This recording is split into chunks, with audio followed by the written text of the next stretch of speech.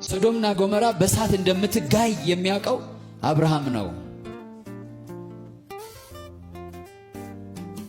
እነሱ ግን እሳቱ እስከሚወርድበት ድረስ ምን ያደርጉ ነበር?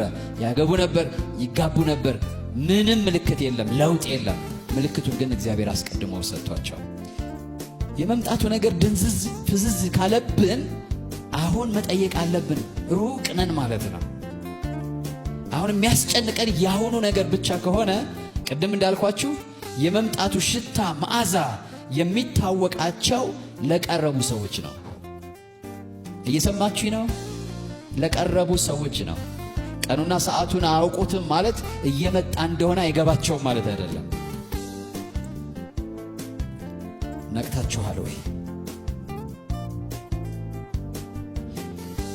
ይሄ በጣም እንድንባንን ያስፈልጋል። የምናገርበት ምክንያት ጻድቅ ሎጥ በኃጢአታቸው እንዳይተባበር ነፍሱን አስጨንቆ ይኖር ነበረ። ዛሬ ስንቶቻችንን በዘመኑ ኃጢአት እየተባበርን ያለ ነው?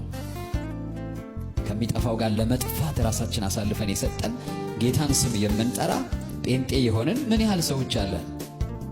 ጥላቻ ውስጥ የገባን፣ እርኩሰቱ ውስጥ ያለን፣ ግድያው ውስጥ ያለን፣ ሐሜቱ ውስጥ ያለን፣ ክፋቱ ውስጥ ያለን፣ ዝሙቱ ውስጥ ያለን ስንት ነን? ዛሬ ዘመኑ ያልገባቸው ሰዎች የሚያደርጉትን እያደረግን ያለን ስንት ነን? የዛሬው መልእክት ለዛ ላሉ ሰዎች ነው። ሰዶም ገሞራ ሰው እግዚአብሔርን አይፈራ። ሰዶም ገሞራ